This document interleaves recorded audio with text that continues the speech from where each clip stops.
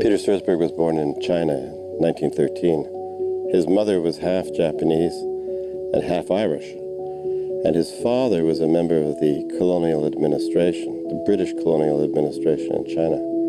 So he grew up in a curious kind of imperial household of mixed race, and ultimately ended up in Canada when he was very early 20s and started his career as a journalist. He had become one of the very first people working for the CBC News. This is around 1938, and the CBC had just set up a news department. And of course, like he would have been at the time in 1938, 25 years old, say. So like everybody, every journalist of the period, when the war broke out, the number one thing they wanted to do was they wanted to go to cover the war. So finally in 1942, they agreed to send him, and in early 1943, he arrived in London. He covered them, first of all, in the invasion of Sicily, and then as they progressed up Italy and across the so-called Hitler line, so he followed the Canadian troops all through Italy. Then he followed the Canadian troops for the liberation of Holland, and then he ended up in Berlin just shortly after VE Day. And through the course of it all, of course, what he was doing was he was reporting on how the war was going from the point of view of Canada. And so it was the first time that people could actually hear what war sounded like. There's a famous piece of my father broadcasting from the Leary line in Italy, where you can hear him say, "Listen to the guns roar." Just listen to those guns roar. And then you hear the guns in the background. So it was actually allowed, and the Canadians were the only ones who had this technology, it actually allowed the Canadians to bring people into the sound of the war in a way that had never happened before. We're in the attic of an old Italian farmhouse that overlooks the front as it's on a slight ridge. I'm standing here looking out of a hole in the wall that was made by a shell during the fighting here 2 days ago. This house, though, hasn't really been very badly damaged. It's the only one standing that I've seen for miles around.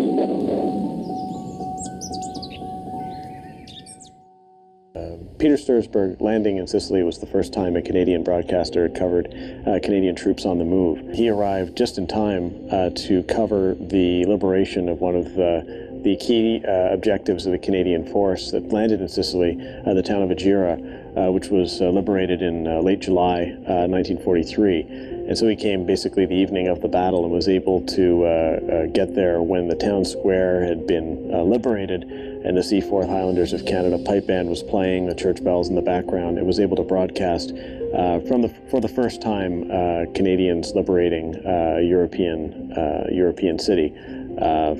After years of really bad news in the wartime news coming from the CBC and elsewhere, this was quite an event.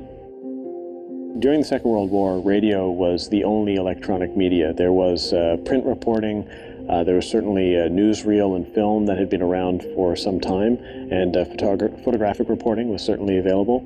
But radio was at the cutting edge of technology. It was a way to bring, with only a few hours delay in some cases, or at the least a day or more, a delay, reporting of real live sounds from the battlefield into people's living rooms in a way that had never been the case before. This was done through very bulky, by today's standards, portable recording units that weighed dozens of pounds each, that were carted on a Jeep that could then be brought to a mobile recording van and all of this sort of thing. But the result was that broadcasters like Stursberg were able to lay live commentary over events as they happened. It's a great honor for the School of Journalism and Communication to host the annual Peter Stursberg Foreign Correspondence Lecture.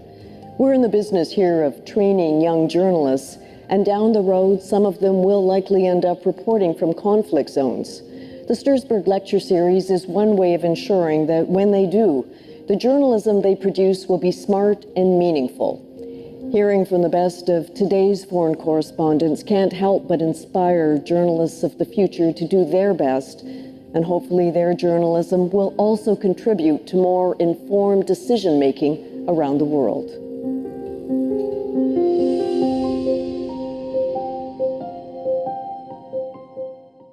Welcome to the 8th Annual Peter Stursberg Foreign Correspondence Lecture, hosted by Carleton University School of Journalism and Communication in partnership with CBC Ideas.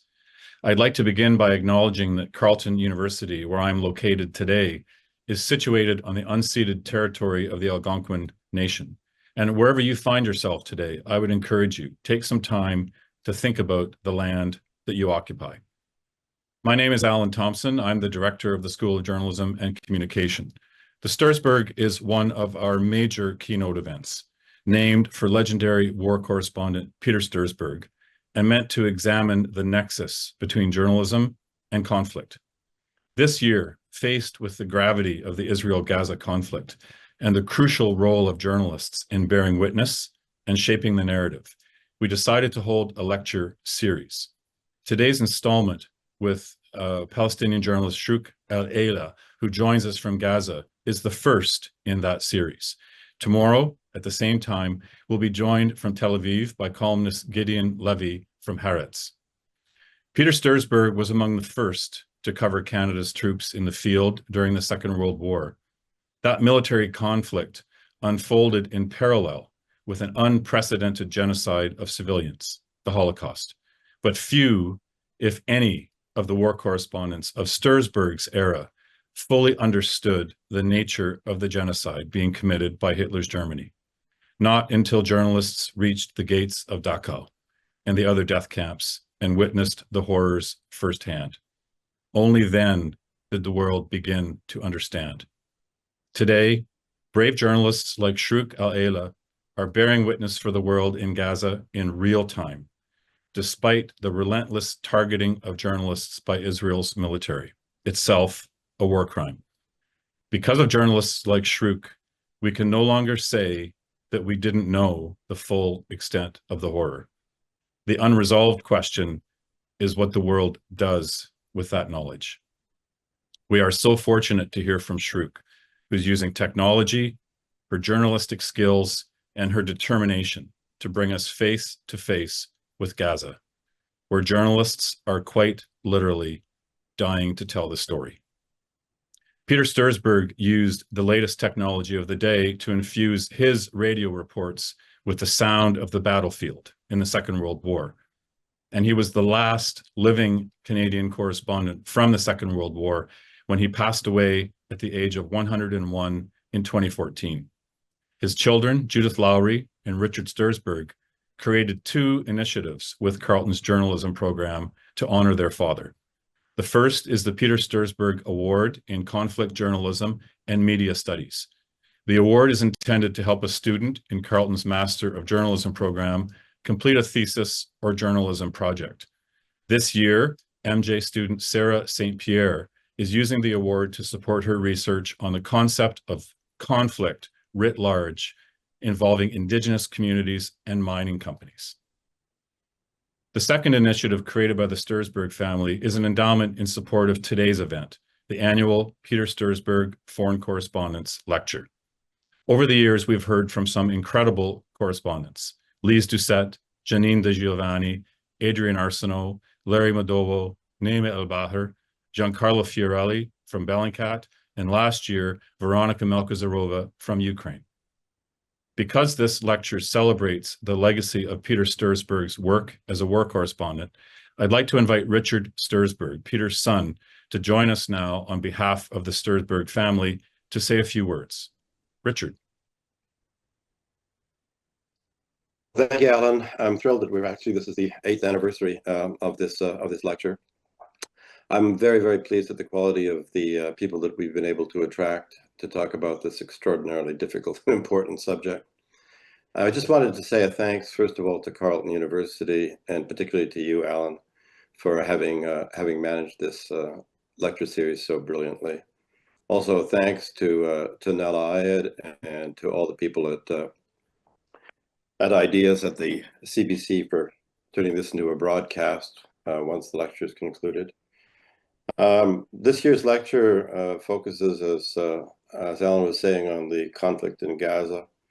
I think we're very lucky and to have Shrouq with us here today, and I just wanted to say thank you to her for coming, and we look forward very much to hearing what you have to say.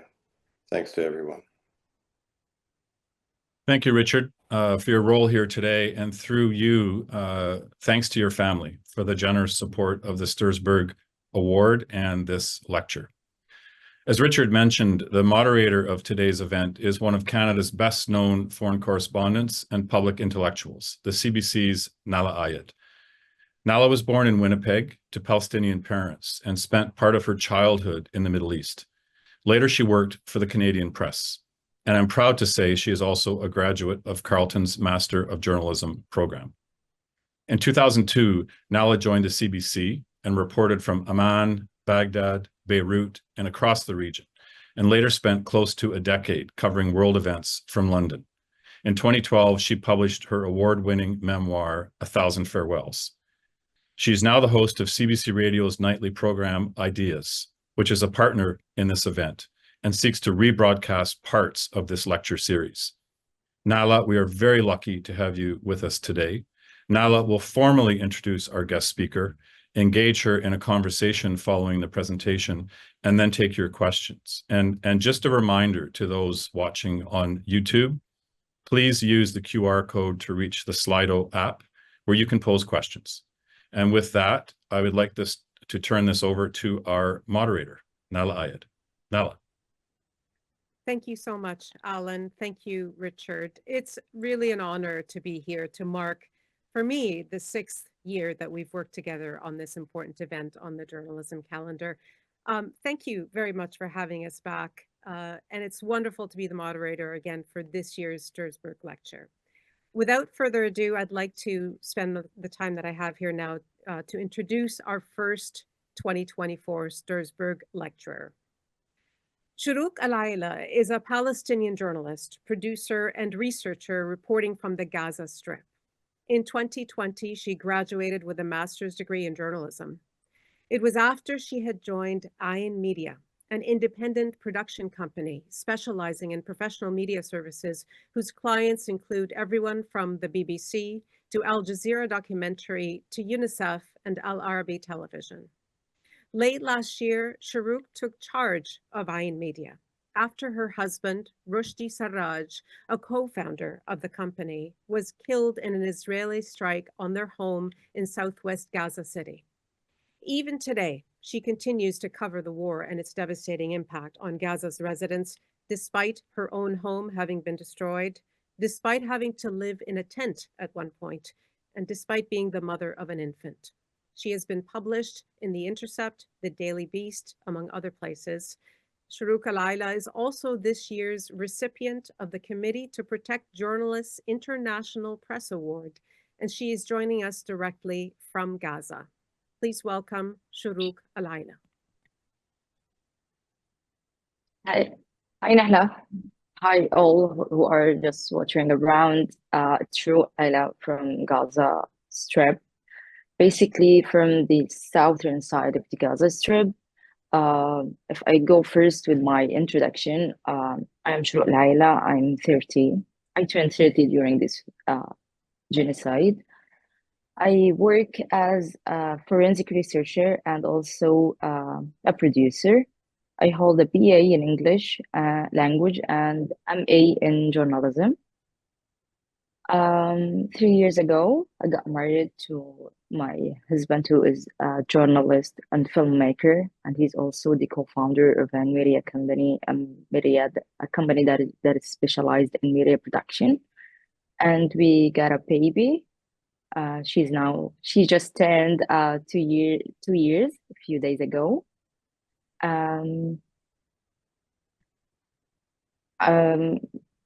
Like currently, I'm here at the southern side of the Gaza Strip after being displaced from the north part of the Gaza Strip. Like, I'm forcibly displaced, it's not a luxury actually. And I've been displaced to Rafah, which is in the far south of the Gaza Strip. Like, I've been there for almost 5 months in a room along with my siblings and their families, kids, and so. And then we had to evacuate from Rafah to the central side of the Gaza Strip because of the Rafah invasion that is still ongoing till now, till this moment. It's a military invasion in Rafah. It's been like almost 6 months. So we had no place actually to go first. So we had to go for a tent. And it is our first time for me and my family to be in a tent.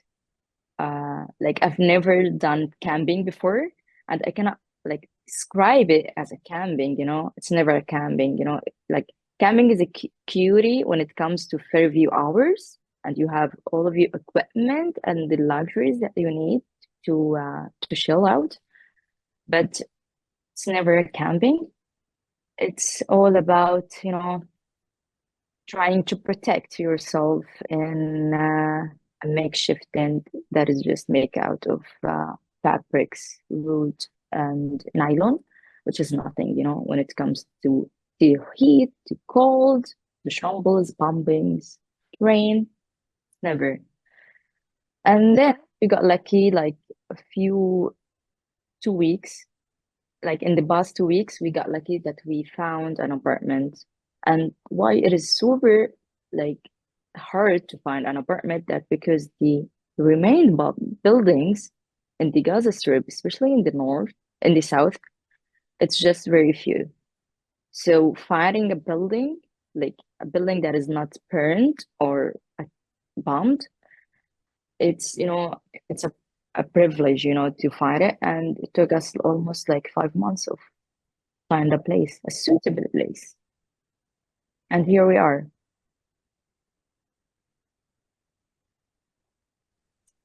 Thank you for your introduction, Shrouq. I wonder if I could begin by asking you to just paint a picture of what has been going on today in Gaza. What's the latest news on this day today? All right, so for the latest news, for us, it's getting out into routine, you know? It is the same news, same massacres, same displacement for the people, you know, same shortage of everything, the harshness of being displaced. You know, even if you are displaced in a tent or in an apartment, it is still displaced, you know. It's not your place. You're paying fees for being, you know, for renting, for example. And also you don't have your luggage, your items, you know. And also there's something that I need to highlight and that people have to know, that when this war started, there is no electricity in the Gaza Strip. So even getting a house or whatever, and there is that problem of getting internet or getting electricity. So the light that I have here is that I charge the battery to make sure that I am visible in this meeting.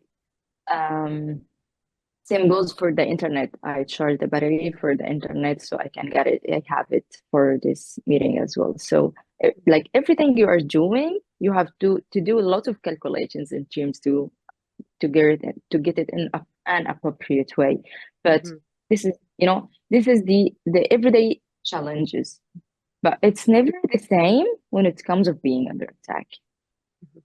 Absolutely. Like today I was filming in the Nusayrat, which is located almost in the north of the southern part of the Gaza Strip. So it is the closest city to the north.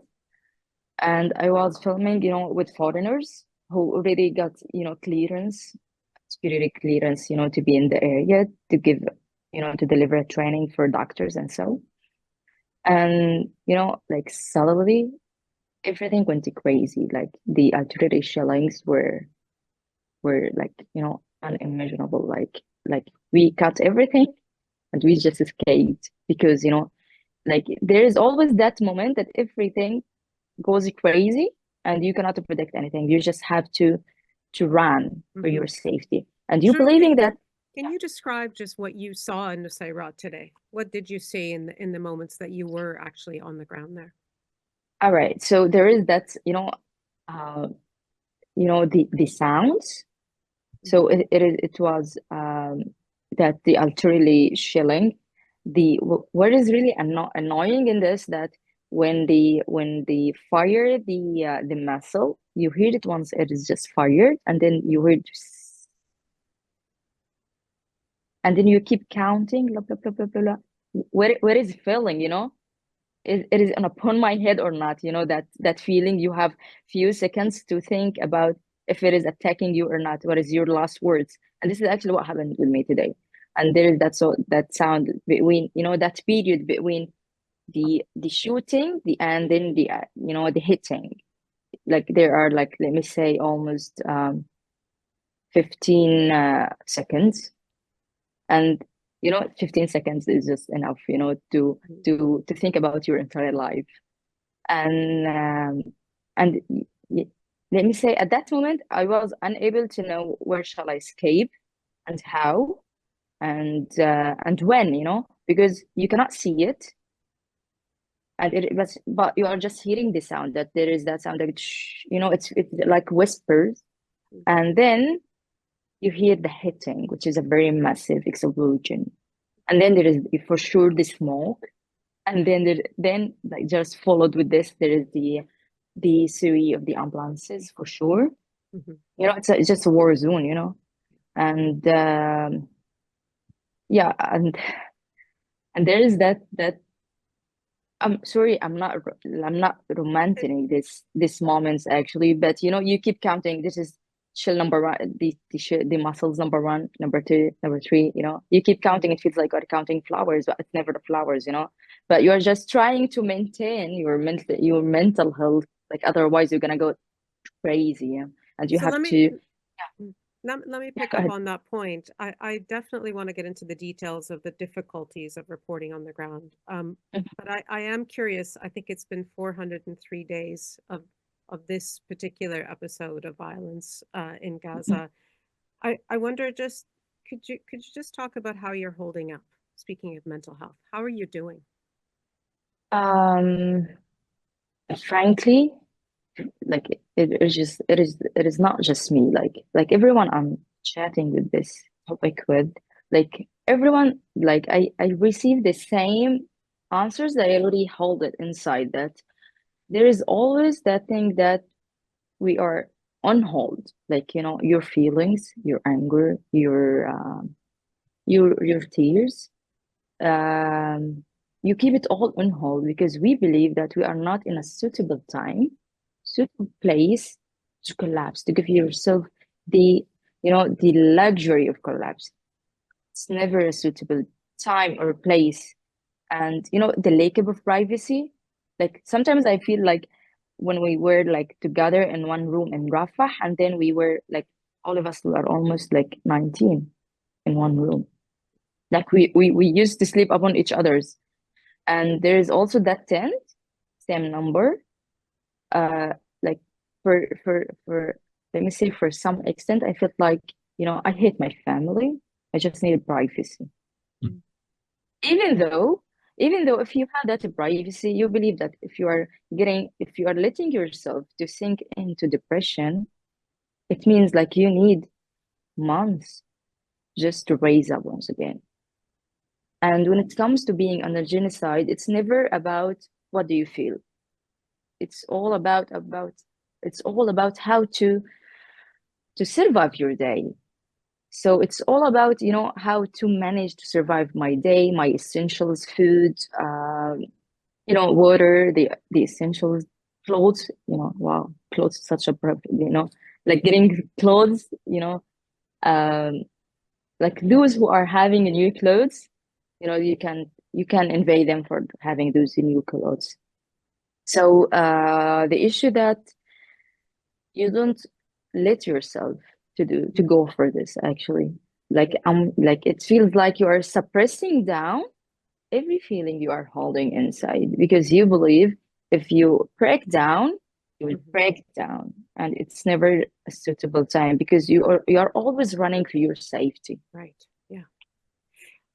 Could we, Shrouq, take a step back to your career, the beginning of your career?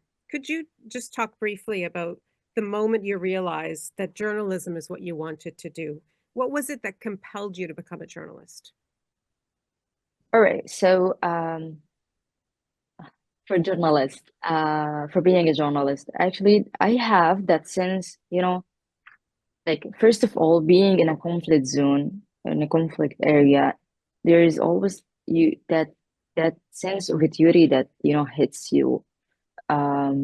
Especially when you, like, for example, there are people like saying like you speak English like in a good way, why you are not using it to address the Western or the Eastern about the current situation in Gaza, to beat down the Israeli propaganda. So let me say there are lots of factors that brought me into journalism. If I start with documenting truth and reality, because in conflict zones like Gaza, there is often that shortage of verified information due to the restricted access for journalists.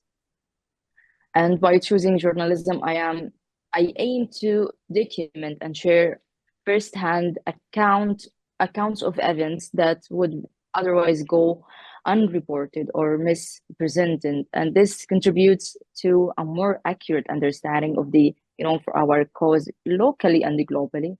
And also that sense of amplifying voice for for the voiceless, like to give them a platform to represent their suffering, resilience, their humanity, and sometimes to fostering empathy and potentially influencing people, but the public opinion and policy about being oppressed and being under occupation. And there is also that I hope so. It will be go this way, that the promoting accountability, we all know that journalism can play a critical role in holding governments, organizations, and individuals accountable for their actions. And by documenting those attacks and violations and their consequences, journalists can bring attention to human rights violations and potentially, deterring future abuses. But, it's such a dream, I hope so. And in terms of for sure, personally, it helped, like journalism helped me in professional growth. Like for example, in that a challenging environment that helped in building resilience and and also strengthening my research and storytelling skills, and also about but you talked about also just in that same idea, you talked about how your anger and the difficulty of just surviving. I'm just wondering how you manage all those frustrations and feelings while also trying to tell a story about what's going on.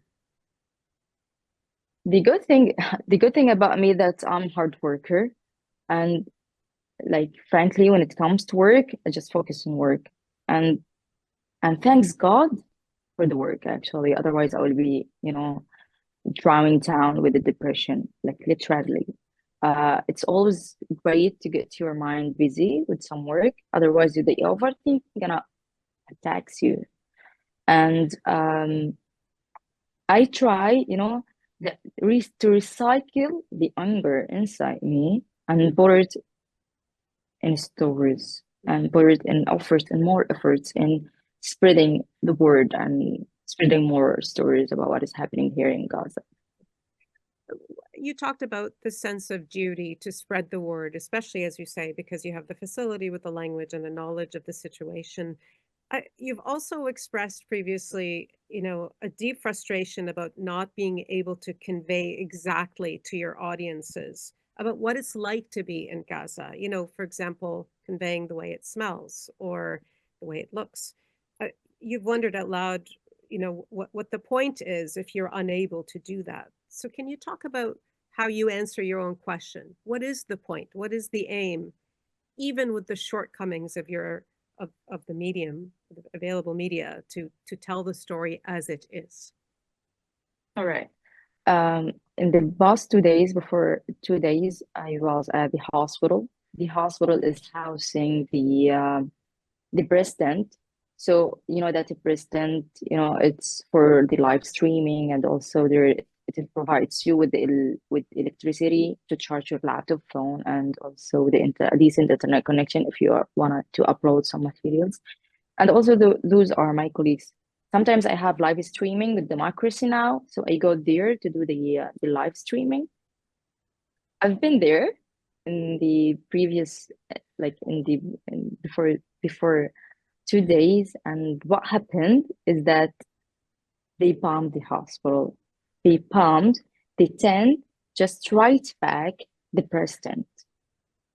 And when we are saying that bombing a tent, it doesn't mean like just bombing that square of the tent, because there is always shambles that fly around, and that risk of shambles, especially when everyone in this hospital is being protected by tents. When I say president, so it is a tent, and it will never protect you. It's not a concrete, Right. And when I think about it, like I just wonder how we survived this attack. 3 people got killed and 7 got injured. 3 of them, had that the doctors had no option just to amputate their legs. So just to let you know that the hospital is also housing displaced people. Why the hospital is housing displaced people? That is because people have no place to go for. And when it comes to being displaced and you don't know where to go, people do believe that hospitals are just safe areas. So going to the hospital for seeking, like, let me say, the sense of security. And then, frankly, this hospital, this is the 9th time to be attacked. And when the army attacks a tent, it means that there are like at least 20 tents being destroyed, totally destroyed, because the fire and the flames, just goes around and destroy everything, because it's all about nylon and jute. And actually, like, I was holding my phone and I decided to film. I'm in the scene, like I'm exactly in the scene, and I tried to film what happened. And then actually, like, I was literally shaking. It's not my first time to be at such scenes, but each time feels as the first time, because you will never cope with this ever.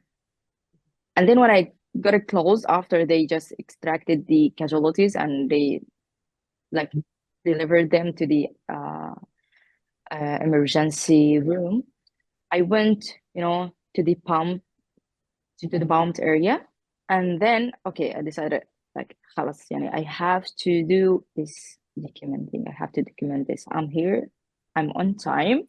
And still there is a smoke, and there is also, the blood is everywhere and the destruction.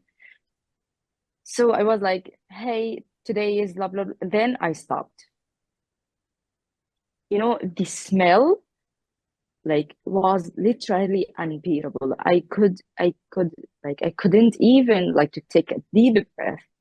And that smell, I was trying to ignore this smell. And I tried, like, for the second time to ignore it, but it is the same smell that I smelled it when they attacked us and killed my husband. So I got that sense. Like, where is what is the purpose of documenting if people around, like, outside of Gaza, are unable to smell the smell of death, which is a mixture of blood, gunpowder, concrete, destruction. So how do you answer that question, Shrouq? Because you pose it to yourself often, of if you can't convey that, then why do you continue doing what you're doing? I felt depressed actually at that day, and I decided to not film and document. Maybe because I have, a bad experience in this. Like, it really reminded me of that day of losing my husband. And sometimes there are some things when it comes to that moment of losing the dear one, you will never ever, like, forget it. So maybe I'm quite emotional about this, Mm. you know, because I've been there, you know, I felt it, I've been part of this. Yes. But you know, the other day I went to complete my coverage because, you know, okay, I tried to relax for a few hours, but it's never about relaxing. You know, I started to go more with overthinking and remembering that day, that moment, what happened, blah blah blah. And then I found out, like, you know, I have to beat my feelings. Otherwise, I cannot continue. Can we talk about Roshdi? Yeah, sure. For a little while. You've just recently marked the first year since your husband's killing, and I'm very sorry for your loss. What could you talk about what made you decide in the aftermath that you would take over from Roshdi after he died? All right. Can I just mention how he got killed? And then I Absolutely. go, Yep. yeah, sure. All right. When this war started, Roshdi and I and our little daughter, she was 11 months old. We were traveling abroad. It was our fifth day of being abroad. I had work in Saudi Arabia and he had work in Qatar. So we decided to start first with Saudi Arabia and to do, you know, the Umrah, you know, that act of a religious prayer, and then a pilgrim. And then we decided after that, I go to my work in Saudi Arabia. He moves to his work in Qatar. But what happened that the 7th of October just came, and we decided immediately to cancel everything and just return back to Gaza. So we got back to Gaza in the 8th of October. So we did not witness the 7th of October because we were abroad. So we arrived to Gaza at the 8th of October, and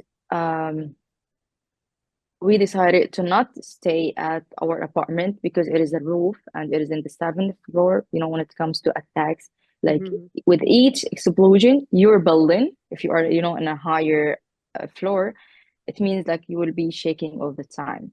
Yeah. I mean, the building, and also that risk of the artillery missiles and also the risk of the shrapnels. So we decided to stay at his family home. And Roshdi said, like, he will keep doing the coverage. I do the coverage from home because we have Dania, she's baby, she's an infant, and I do breastfeeding. And also, I like he go for He coverage. works outside in the field. Yeah, and I do the written one in terms of articles and so. All right. So at by the morning of the 22nd of October, which is almost the second week of this genocide, Roshdi was going to do some coverage inside an ambulance, and I was somehow hesitated. Like, you know, ambulances are super risky, and they like every day the Israeli army keeps attacking ambulances, and I'm not feeling comfortable about you doing the coverage inside the ambulance. And he said, if I did not do it, who will do it? It's a duty. I was like, okay, all right. I totally understand. You know, it's never easy. Like you have your partner just leaving to follow the attacks and do the coverage around. You know, it's super risky. But you know, I have that. I'm a journalist, so I can understand his feelings when it comes to go for documenting. So he was preparing himself, and we were eating breakfast along with the family, his family, until we heard a very close explosion that made the table moves. So, you know, when it comes, there is that carpet pumping. I know it is such a new concept, the carpet pumping, but it is a series of non-stopping pumpings, like almost, and sometimes it takes hours. So when we are saying about carpet pumpings, it means they are attacking a total neighborhood, you know. So they are like attacking like a house after house, like erasing the entire neighborhood. So we heard very loud, massive explosions. So we decided just to run to the ground floor. We were 8 together, and I was holding my baby Tanya in my hand. I was holding his hand in my right hand, and because of being so stressed, I felt somehow, in a plank, let me say, he just moved from being beside me and moved in front of me and Dania, our little baby, and he just did the same way. He just shielded us. Trying to And protect then you. he just literally he stood in front of us and gave us a shield for, like after 2 seconds of being him shielding us, I was like wondering, what are you doing, And then everything went into gray. At that moment, I personally, when you are inside the pumping, you don't hear the explosion because So of that's the the explosion pressure. that hit your house. Yes. Yeah. So I did not hear it, and I'm still standing. I'm okay. I'm not feeling that there is something that's hurting me or like falling on my head. And let me say, like everything went into gray. I thought that my sugar pressure is getting down because of being so stressed. And then I started to smell the gunpowder. Then the vision started to be more clear. So I tried to wipe out to look for my husband. So he was not around, but I'm still holding my baby. I feel her, and she's not crying, but she's moving. So I felt she's okay. Then I was trying just to move, but I was unable to move. There is lots of things on my legs.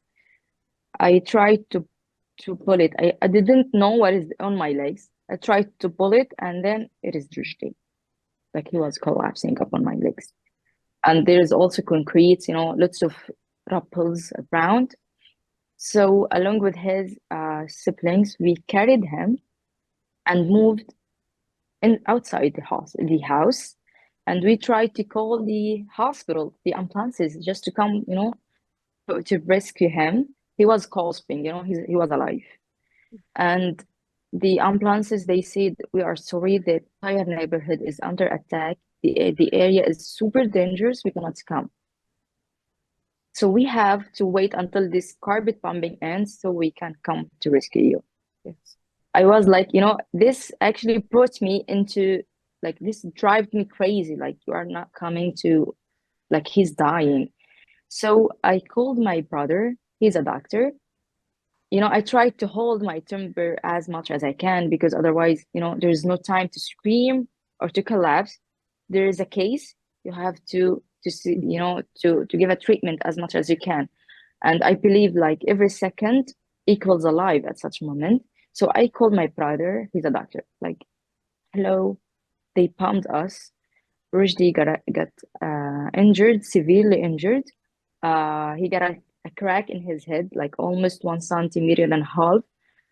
Nothing is outside. He's bleeding so much, but I can see his brain from inside. Literally, I was seeing his brain from inside. So I was like asking my brother, what shall I do? And the ambulances are not coming for us. He told me like, try just to walk to the hospital and there's nothing you can do for this. So I recognized at that very moment that we are losing him. He was gasping, by the way. He was still alive. But the neuro doctors here specialize in neurosystems, and so there are just very few here in Gaza. And when it comes to emergencies and genocide, you will never get lucky to find anyone who's just free and available to do the So treatment. you walked to the hospital? We walked to the hospital. We carried him. We put him in a blanket and we walked to the hospital. And guess what? Like we walked and everything like in the both sides were just collapsing and destroying because they kept pumping the area. And we kept walking until we arrived at the hospital after 15 minutes. And once we arrived at the emergency, like after 5 minutes, he passed away. So I can't imagine the pain with which an event like that produces. And that is, it goes to the heart of the question I was asking, which is, you've said repeatedly that you have not had a chance to grieve your husband, and yet you've taken the very difficult decision to take his place. I wonder, why, knowing the risks and knowing how difficult the job is, why did you decide, despite all of this, despite the pain, to keep going? All right. Roshdi spent like almost like I can say like he spends his life in growing this company and building it, and it is just one of the most popular and known companies in Palestine. And he established this company along with his best friend Yasser Murtaja. Just to let you know that Yasser Murtaja got killed in 2019. He was documenting the Great March of Return, which is a demonstration like Gazans used to do, for demanding for their rights, for the rights of return to the occupied territories. And he got directly hit by a sniper. And after 5 years of the murder of Yasser, the Israeli army attacked Roshdi. So the two co-founders of this company are now killed by the Israeli army. And I was on the peak, like shall I go forward, or shall I just keep it, even to consider this company just killed along with the co-founders? It was never easy, especially there are lots of hardships.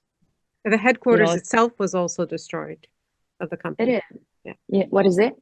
Yeah, the headquarters as well was destroyed. Partially destroyed. Yeah. So, it's never easy to continue, especially at such circumstances. But, that sense, like this company is established for pure reasons and purposes. And I will not be the one who's stopping it, because I have the power to keep leading this and continuing the coverage. So I went for this, and it's never easy. Till this moment, it's never easy. The title of this lecture, just to remind everyone, is Dying to Tell a Story. You, Shrouq, are putting your life on the line every single time you go out. Where do you draw the line? Let me say, sometimes frankly, I have recently in this world, I have two personalities just inside me. Shrouq, the journalist, and Shrouq, the mom.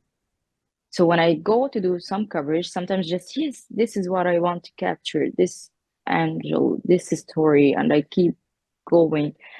And even if it is just risky, and I believe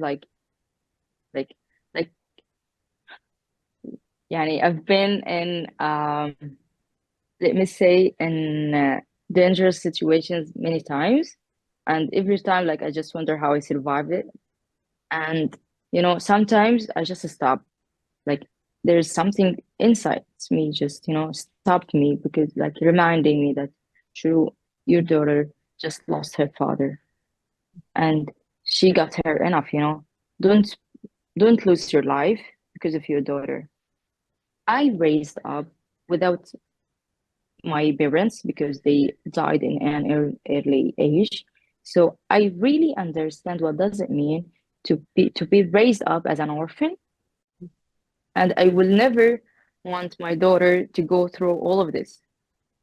Yeah, I believe losing her father is, it's such a milestone. It's such a, I cannot put it in words actually, but I try as much as I can to take care of my life, not because of me, but because of her.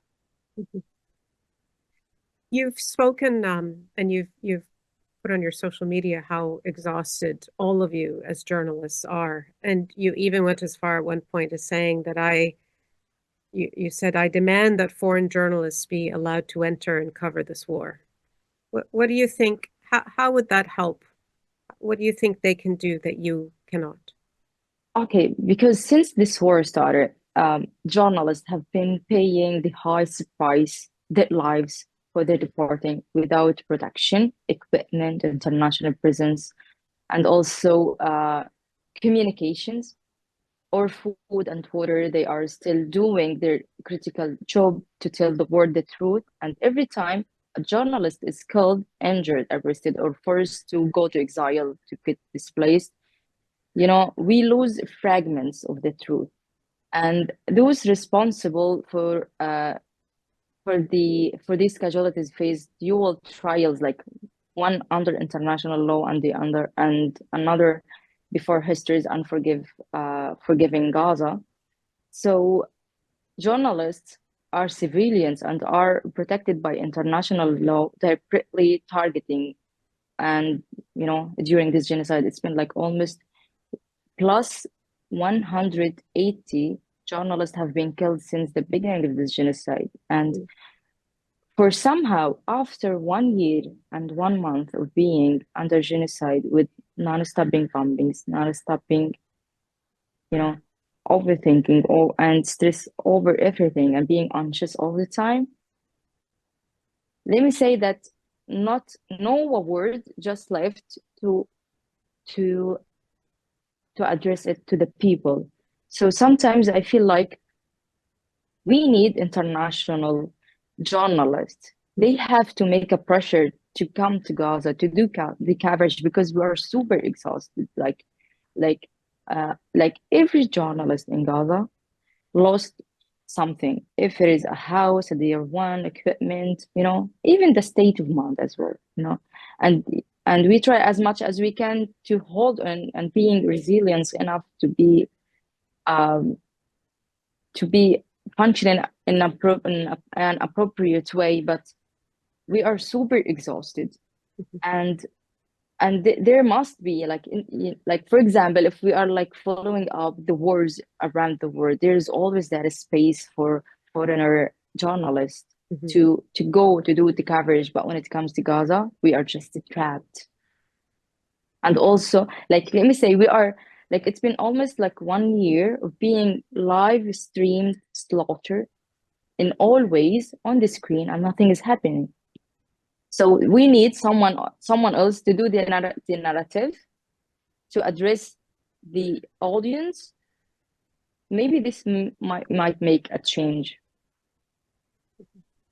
You make me think about, there's been so much coverage coming out of Gaza. So many new journalists, some of them don't have the kind of training that you have, but they are learning kind of on the job. They're reporting on social media, a whole younger generation who, as you say, are live streaming what is going on, of what is happening in Gaza. Do you feel like, and yet the war goes on, as you say, do you feel like people would distrust or discount Palestinian journalists? Is that the sense that you have, given that everything goes on, continues? Not literally, actually. Like I've receiving lots of supporting messages from followers, from people that I don't know, from like several nationalities. So I believe that we are making a change. And it's been like Israel spent years in creating and building its propaganda, and guess what? Israel itself ruined its propaganda during this war, because what is happening in the media and screened in the media is totally obvious. You cannot say, like according to the statistics so far, like 70% of the casualties in Gaza Strip are mostly kids, children, and women. Those are the bank of targets of Israel. So let me say,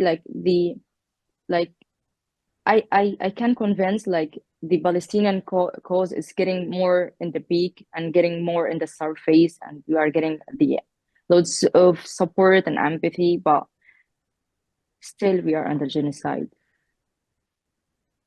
I have just a few more questions, but we're soon going to go to audience questions. So it's just a reminder to the audience, if you have questions, please drop those in in the next little while, so we can get to those shortly. But before we go there, Shrouq, I wanted to ask you, you know, you live in a relatively conservative part of the Middle East. I used to also work out of Gaza more than a decade ago. At the time, there were very few women who were doing what you're doing. I wonder if you could talk about what changed. There are so many women now like yourself who are doing this work. All right, because somehow, like, let me say, we are superheroes. You know, we are tired superheroes, very exhausted superheroes. But let me say, it's not, you know, being a journalist is not something just totally biased and totally, you know, classified for the men. Absolutely not. We do have lots of well-known journalists, correspondents, producers, and so here in Gaza. And like in the past, let me say, in the past decade, the role of the Palestinian women in Gaza, especially, like, is being totally obvious in the surface. Like, we are, you know, like sometimes people are getting more, let me say, more confused about, like, that we believe that there is no gender equality and there is no space for the women in the media and work and whatever. But absolutely, this is the opposite. We have the space and we have the power for this, and who can prevent us? There are more women now, especially younger women, taking part. Yeah, for sure. Because it all comes from that sense of a theory that if you are having a skills or you are having a privilege in something, audience, followers, language, or whatever, just use it. Turn it in a platform. Speak up. You once said that being a journalist is a lifelong condition, for lack of a better word. A sentence for life is the words you used. How do you think about your journalism? Why do you call it a sentence for life? Because you cannot just separate yourself about the stories that you are filming. Like, each time you do filming, like, each time I feel like I'm hearing my pain in in different words from the story that I'm filming with, and like I'm seeing myself in someone else's story. So that's why I'm telling it is a sentence for life, because you will never escape of what you are feeling inside, like, because the stories will hit you and you will never get back home not stopping thinking about that mom who lost 3 sons, or about that man who being in the jail for blah blah blah and being tortured, and you cannot just separate yourself being from the stories that you are featuring, because you are living under the same circumstances, and I could be this person. And when it comes of featuring that stories of losing a dear one, like, sometimes I just film and gas about how this person is articulating his grief, how he or she reflects the pain inside him or her, and I can relate to this pain, because I'm like, I used to feature stories, but in a way or another I'm a story as well. You're a story as well. That's a very apt way to describe yourself. There have been a number of Palestinian journalists from Gaza who have left Gaza, who decided that it was too much. I'm wondering whether you've thought about leaving, and if not, and if so, what's stopping you from taking your daughter and leaving Gaza? I love Gaza. I deeply love Gaza. Like, before getting married, I got lots of, let me say, opportunities to and scholarships as well to be approved. I traveled a lot actually, but each time I travel, I try as much as I can to not make it like a plus 1 month trip, because I feel homesick. Like I am deeply rooted in Gaza, and I try as much as I can to get back to Gaza in very few days. So even after getting married to Roshdi, he's sharing with me the same sense of loving Gaza, and because we believe it's our land. You know, he's very talented, and sorry, I'm not going to talk about him in the past sense. I'm sorry. He's very talented, and I'm not gonna say that I am a talent person, but I have some skills, and we have the ability to, to raise our business outside of Gaza Strip. You know, Gaza suffering of the siege, blockade, and the attacks, blah blah blah. But we never, like, we choose to be, to be the people who are trying to rebuild this city, and to to be part in this city. And if there is anything that we can do it, we do it to the land first, then to ourselves.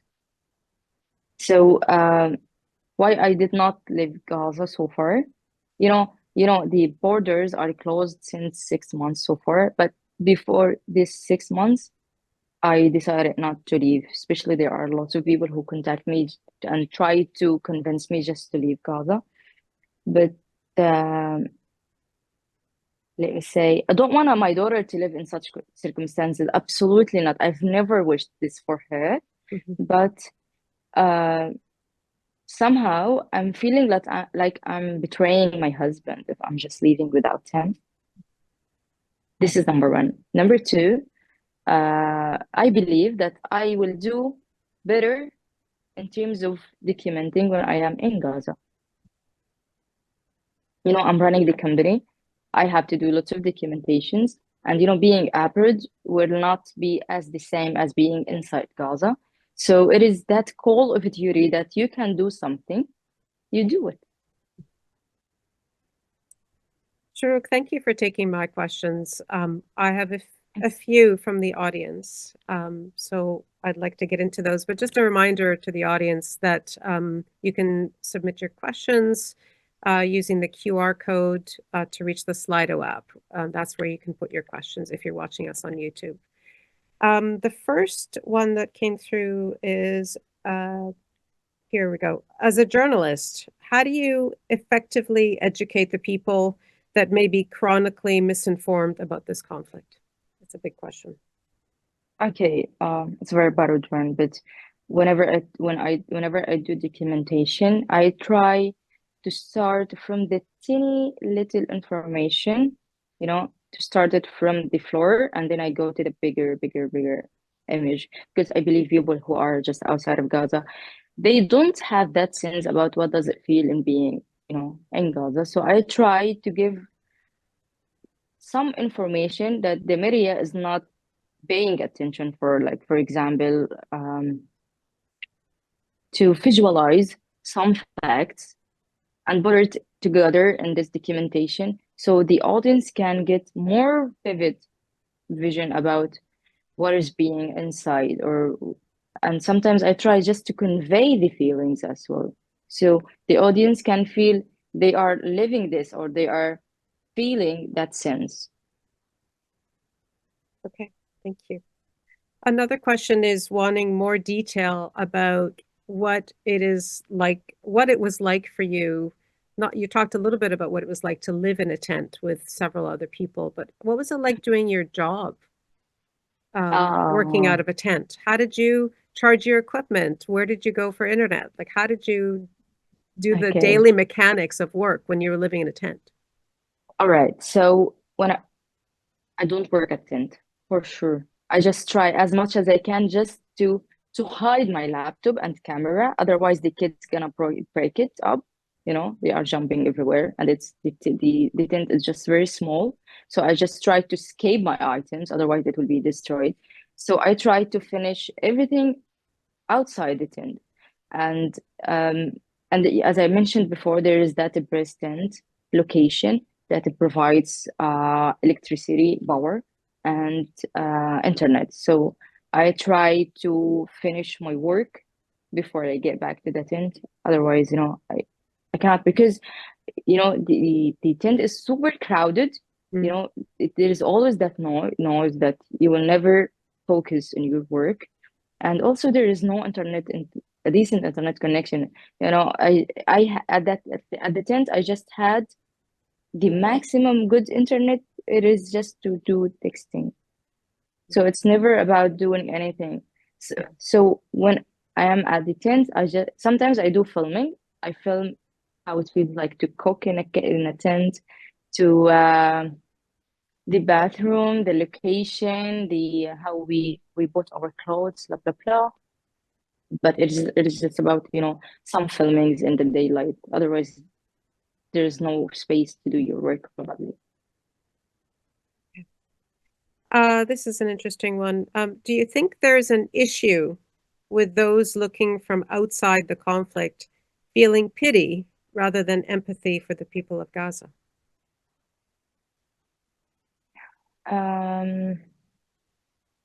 It's really like, if it is so, it is such a disappointment question. We have been slaughtered for over 1 year, and it's really disappointing just to receive fitness, and what we are just waiting for is action. So I don't know. I feel speechless sometimes. It's kind of disappointment. I feel it, like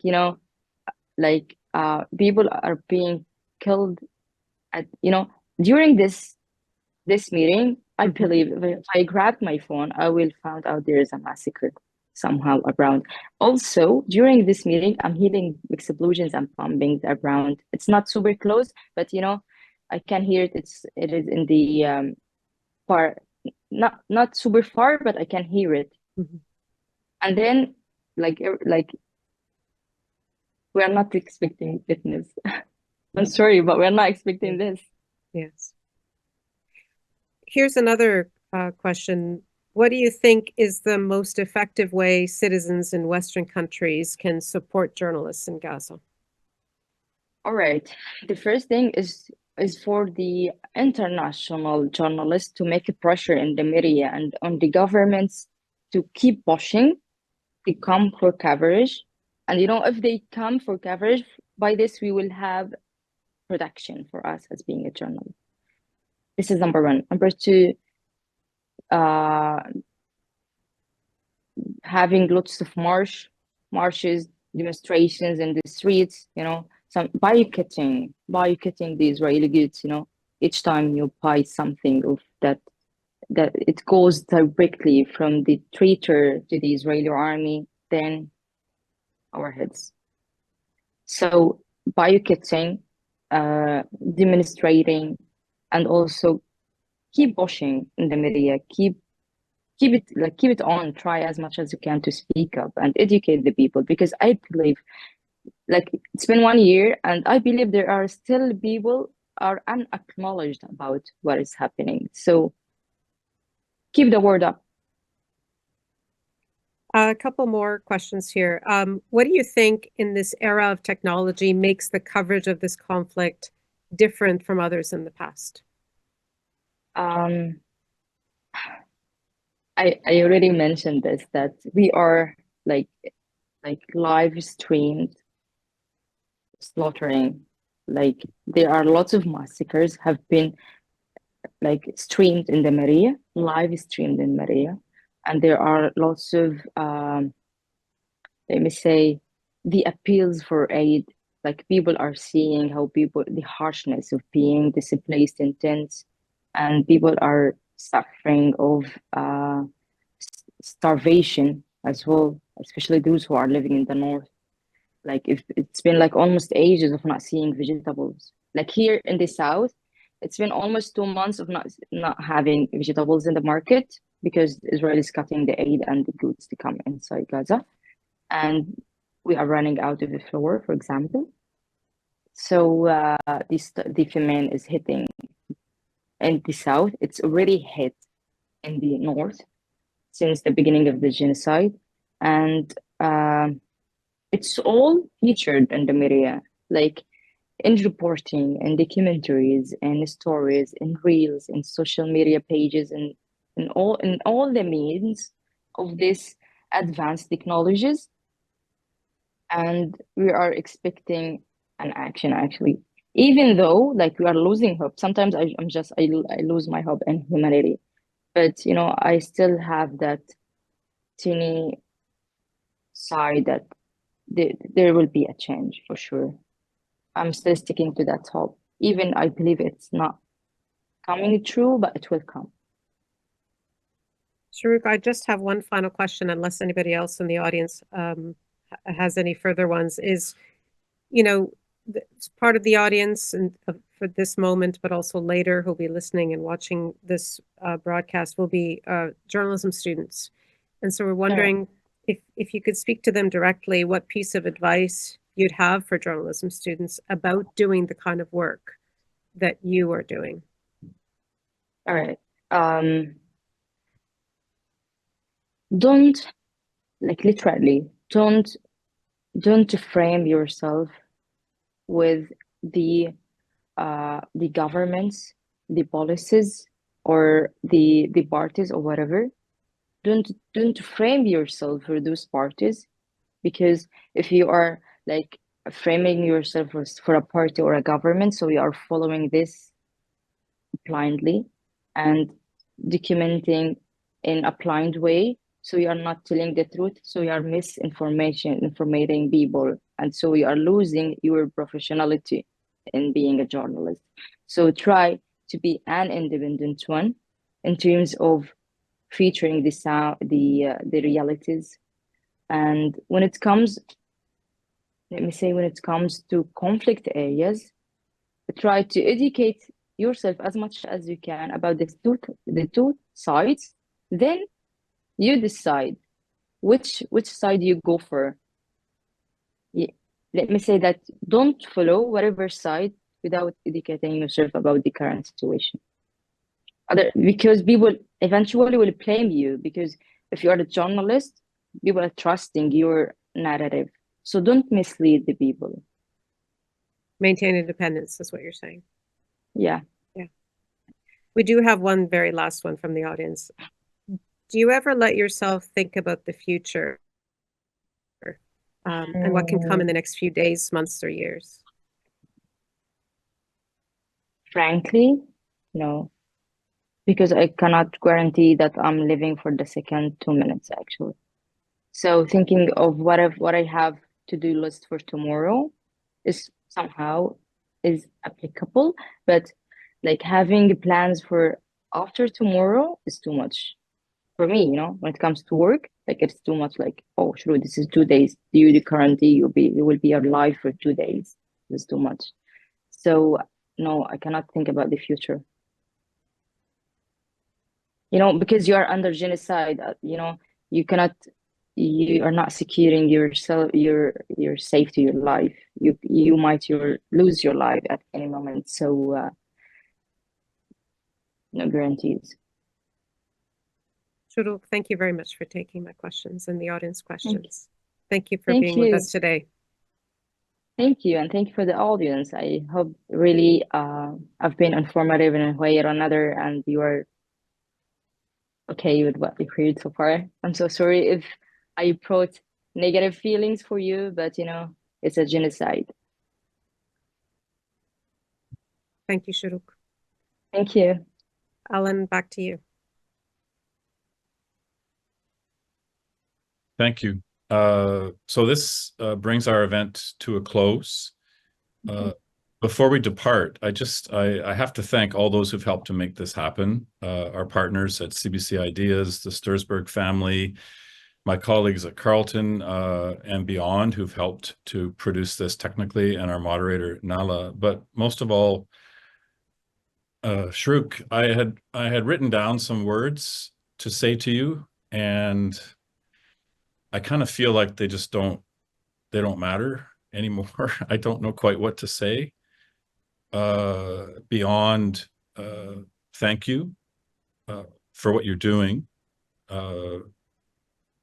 in journalism. Thank you for taking the time and being with us today and sharing your story and sharing what's happening and helping us to try to understand a little bit better what's happening in Gaza, what's unfolding around you.